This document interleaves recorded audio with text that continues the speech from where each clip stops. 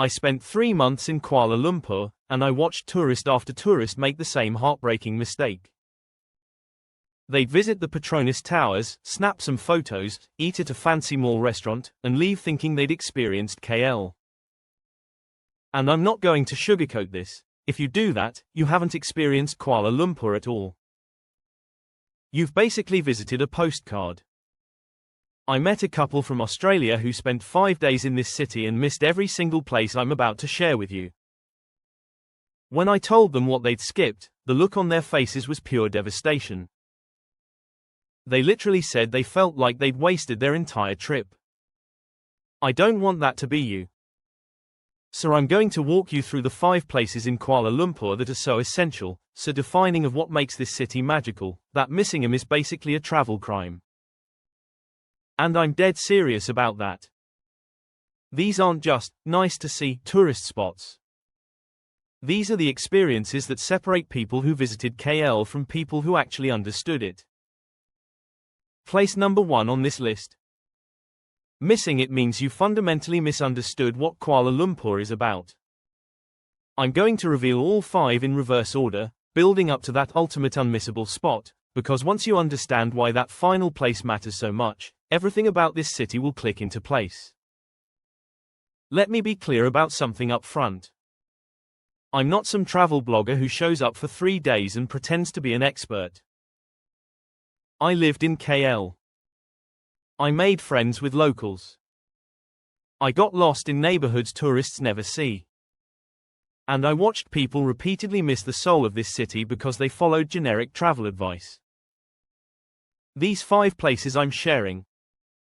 They're not hidden gems that nobody knows about. They're places that define KL's identity, but tourists constantly skip them or rush through them without understanding what they're experiencing. That ends today. If you're planning a trip to Kuala Lumpur, you need to take this seriously, because what I'm about to share will completely change how you experience this city. Alright, let's start with place number 5. And before you think this one is skippable just because it's number 5, let me stop you right there. Every single place on this list is non-negotiable. I'm just building up to show you how the stakes get even higher. Place number 5 is Jalan Alor. Now, I can already hear some of you thinking, it's just a street food area, I can eat anywhere. And that's exactly the mistake that tourists make that drives me absolutely crazy. Jalan Alor isn't about eating food. It's about understanding the entire foundation of Malaysian culture, which is built on food bringing people together across every cultural and religious line. When I first walked down Jalan Alor at 7 p.m. on a Friday night, I had my mind completely blown. You've got Chinese hawkers grilling satay next to Malay vendors selling nasi lemak, next to Indian stalls with roti canai, and everyone, locals from every background, sitting at plastic tables together, sharing meals, laughing, completely at ease. This is Malaysia's diversity in action, not as a tourist concept, but as actual daily life. If you skip Jalan Alor, you miss the fundamental truth about what makes Malaysia different from every other country in Southeast Asia. You miss seeing how food dissolves barriers that divide people elsewhere. Here's what you need to know practically. Take the monorail to Bukit Bintang station, walk 10 minutes, and you'll hit Jalan Alor right around sunset. That timing matters. You want to see this street transform from quiet daytime mode into this explosive sensory carnival. Budget about 20 to 30 ringgit for an incredible feast, which is roughly $5 to $7. Spend at least 2 hours here, and I mean actually spend the time. Sit down. Order from multiple stalls. Watch how locals interact. The tourist mistake. They walk through taking photos and leave in 20 minutes. That's criminal. The insider secret. Ask locals which stall has the best grilled chicken wings. Those wings are legendary, and watching them get made is hypnotic. Also, the stingray. Get the grilled stingray. It sounds intimidating, but it's life-changing. If you skip Jalan Alor, you're basically saying you don't care about understanding Malaysian culture through its most important lens. You're reducing this diverse, complex country to monuments and shopping malls. Don't be that person. You must experience this place. Lock it in right now. But if you think missing Jalan Alor is bad, wait until you hear about place number 4, because this is where tourists really start revealing they don't understand KL at all. Place number 4 is Batu Caves, and I already know what some of you are thinking. I've seen photos, it's just stairs and monkeys and temples, I get it. No, you absolutely do not get it. Batu Caves isn't a photo opportunity. It's a living, breathing religious site where you witness Hinduism practiced with an intensity and devotion that will fundamentally change how you think about faith. I climbed those 272 rainbow steps on a random Wednesday morning, and halfway up, I had to stop because I was crying. Not from the physical exertion. Because I watched an elderly Tamil woman, probably in her 70s, climbing those steps in the blazing heat, completely focused, and when she reached the top and entered the temple cave, the look of pure peace and devotion on her face shook something loose in me. This wasn't performance. This was real faith. And here's what tourists miss. They treat Batu Caves like a colorful Instagram backdrop, snap their photos at the bottom, maybe climb up quickly, and leave without ever understanding they just disrespected one of the most important Hindu sites outside of India. Practically speaking, take the KTM train to Batu Cave station, costs about 2 ringgit, takes 30 minutes from KL Central. Entry is free, but dress respectfully, cover your shoulders and knees. This matters. You're entering a sacred space. Go early, before 9 a.m., because the heat becomes brutal and the crowds get intense. Spend at least 90 minutes here, and here's the crucial part. Actually enter the temple caves at the top. Don't just take photos of the statue and stairs. Go inside. Sit quietly. Watch people pray. Feel the coolness of the cave. Notice the light filtering through the opening at the top. There's a smaller cave to the left that most tourists completely miss, and it's stunning. The tourist mistake that makes me want to scream. Treating the monkeys like entertainment. Those monkeys are aggressive and locals avoid them for good reason. Keep your distance, don't feed them, and definitely don't let them near your bags. The crime of missing Batu Caves is enormous. You're in a country where Hinduism, despite being a minority religion, is respected and integrated into the national identity. Batu Caves shows you that respect in action. Skip it, and you're saying you only care about KL's surface. You must visit this place. Non-negotiable. Now we're getting into territory where there's absolutely no excuse to miss these places. Place number 3 is where I draw a serious line. Place number 3 is the Central Market and Chinatown area, but specifically Petaling Street and the surrounding lanes. And I don't mean walk through, buy some fake watches, and bounce. I mean actually explore this neighborhood the way it deserves. When I first properly explored this area, and I mean spent 4 hours just wandering, I discovered that this is where you see the layers of KL's history physically stacked on top of each other. You've got Chinese clan houses from the 1800s next to Indian spice shops next to modern cafes, and every single building tells a story about migration, struggle, adaptation, and survival. I walked into a tiny Hindu temple squeezed between shops on Jalan Tun Hs Lee, and the priest invited me in for chai and spent 30 minutes telling me about how his grandfather came from Tamil Nadu in 1923 with nothing, and built a life in this exact neighborhood. That conversation changed how I see migration and belonging forever. Here's what you do. Take the LRT to Pasar Seni station. You're right there. Start at Central Market, which is actually worth exploring for Malaysian crafts, not the touristy junk but the upper floor where local artisans sell their work. Then walk to Petaling Street, but here's the key, don't stay on the main tourist street. Go down the side lanes. Jalan Panggung. Jalan Alor.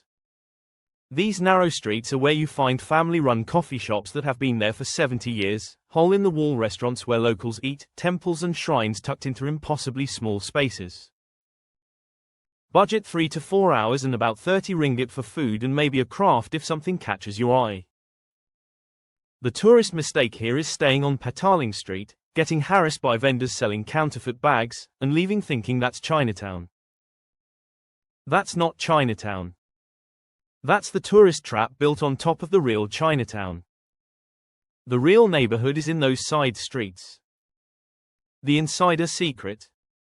There's a third-generation coffee shop called Lai Fung on Jalan Alor where the kopitiam coffee is perfect, and the owner still makes it the traditional way his grandfather taught him. Sit there, order kaya toast, and watch the neighborhood move around you. If you skip this area, or worse, if you rush through it, you're missing the historical foundation of Kuala Lumpur. This city was built by Chinese and Indian immigrants working in brutal conditions. This neighborhood is where their descendants still live and work. Skip it, and you're basically saying you don't care about understanding where KL came from. That's inexcusable. You must spend real time here. Make it happen. Alright, place number 2.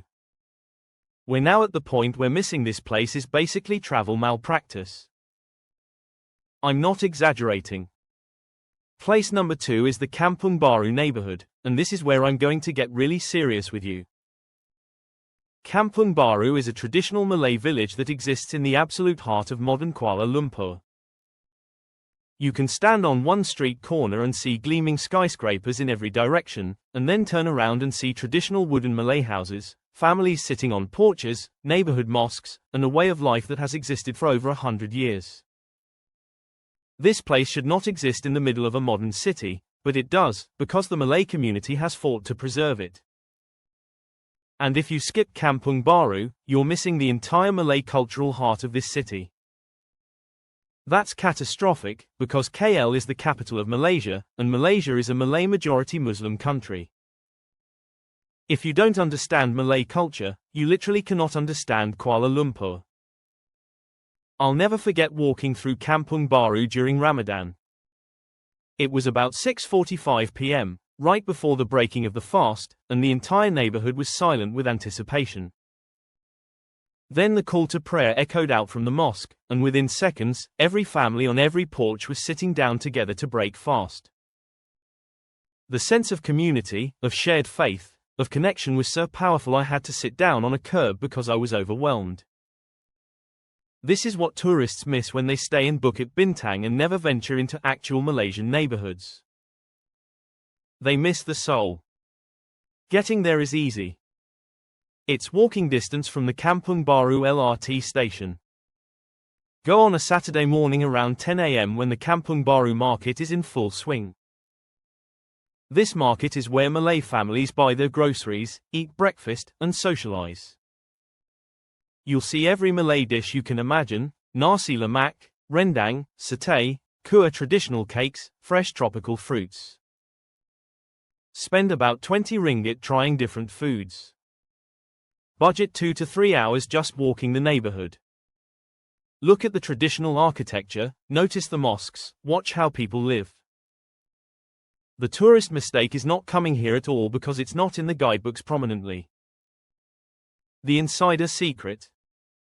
There's an elderly woman who sells the most incredible ondond, which are these pandan-flavored rice cakes with palm sugar inside. Find her. Life-changing. Also, talk to people. Malays are incredibly warm and welcoming, and if you show genuine respect and interest, people will invite you to sit, share food, and tell you stories. If you miss Kampung Baru, you've missed understanding the majority culture of Malaysia. You've reduced this country to just its diversity and multiculturalism without understanding the Malay foundation everything is built on. That's a massive mistake. This is non-negotiable. You must visit Kampung Baru. Period. Now. Place number 1. This is the hill I will die on. This is the most illegal to miss place in all of Kuala Lumpur, and I mean that with every fiber of my being. If you only do one single thing in KL beyond seeing the Petronas Towers, it must be this. Missing this place means you did not experience Kuala Lumpur. You were just a tourist passing through. Place number 1 is Masjid Jamek and the confluence of the Klang and Gombak rivers. And let me explain why this matters so much, it makes everything else make sense. Kuala Lumpur literally means muddy confluence in Malay. The city was founded at the exact spot where these two rivers meet. Before there was a city, before there were towers, before there was anything, there was this river junction where tin miners settled in the 1850s and built the first structures. Masjid Jamek, which is one of the oldest and most beautiful mosques in KL, sits right at that confluence. Standing there, you're standing at the birthplace of the entire city. And almost no tourists go there. They walk right past it. They're too busy rushing to the Petronas Towers or shopping malls. And it breaks my heart every single time. When I finally understood the significance of this place, I went there on a quiet afternoon and just sat by the river for an hour. I watched the water from two rivers merge and flow together. I looked at the mosque with its Moorish architecture, so beautiful it made me ache. And I thought about how everything in this city, all the diversity, all the growth, all the contradictions, started right here at this muddy junction. Immigrant miners from China and India, Malay locals, British colonials, everyone converged here because of tin and rivers and luck. This is where it all began. And sitting there, I finally understood KL. I got it. The whole city clicked into place. Here's what you do, and you must do this. Take the LRT to Masjid Jamek station. When you exit, you're right there. The mosque is stunning, white domes, arches, palm trees, and the rivers flowing on either side. Non-Muslims can't enter the prayer halls, but you can walk the grounds respectfully. Go to the riverbank area. Stand at the confluence point. Look at where the rivers meet. Think about what it means that this entire massive modern city started right there. Then walk around the surrounding area. You're in the oldest part of KL. The buildings here, the streets, the energy, it's different. It feels foundational. Budget 1 to 2 hours here, and don't rush. This isn't about checking something off a list. This is about connecting to the origin story of the place you're visiting. It's free, obviously. Best time is late afternoon when the light is golden and the heat has backed off. The tourist mistake is not knowing this place exists or walking past it thinking it's just another mosque. The crime of missing this is enormous. You're in a city and you don't know where it came from. You don't understand its foundation. You're experiencing KL without context, and that's tragic. The insider secret. There's a small Hindu temple called Sri Mahamariamman Temple just 5 minutes walk from Masjid Jamek. It's the oldest Hindu temple in KL, built in 1873. Visit both. See how the mosque and temple sit close together, both foundational to the city's identity. That's Malaysia in a nutshell. If you skip Masjid Jamek and this confluence area, I genuinely believe you haven't been to Kuala Lumpur. You've been to a modern city that could be anywhere. You haven't connected to what makes KL specifically KL. This is the most important place on this entire list. You absolutely must go here. I cannot stress this enough. So let me paint two different pictures for you. There's the tourist who comes to KL, stays in Bukit Bintang, sees the Petronas Towers, eats at fancy restaurants, buys some souvenirs, and leaves thinking they've seen the city. They post photos. They tell their friends they did Kuala Lumpur. But they have no idea what this city actually is. They don't understand its founding, its diversity, its cultural complexity, its soul. They missed everything that matters. Then there's the traveler who experiences these 5 places. They eat at Jalan Alor and witness cultural harmony through food. They climb Batu Caves and respect Hindu faith. They explore Chinatown's lanes and understand immigrant history. They walk through Kampung Baru and connect with Malay culture. And they stand at Masjid Jamek where the city began and finally understand what Kuala Lumpur actually is. That traveler leaves transformed. They have stories. They have understanding. They have connection. Which one do you want to be? Because that's the choice you're making right now. If you only have 2 days in KL, here's your priority. Day 1, do Masjid Jamek in the morning, Chinatown and Central Market in the afternoon, Jalan Alor at night. Day 2, Batu Caves early morning, Kampung Baru late morning and afternoon. That's your battle plan. If you have limited budget, perfect, 4 of these 5 places are either free or incredibly cheap. Only Jalan Alor requires any real spending, and even there, 30 ringgit gets you an amazing experience. You can hit all 5 for under 70 ringgit total, which is about $15. Here's my challenge to you. Look yourself in the mirror and promise you won't be the tourist who missed out. Promise yourself that you'll actually experience Kuala Lumpur, not just visit it. These 5 places aren't optional. They're essential. They're what separates people who saw KL from people who understood it.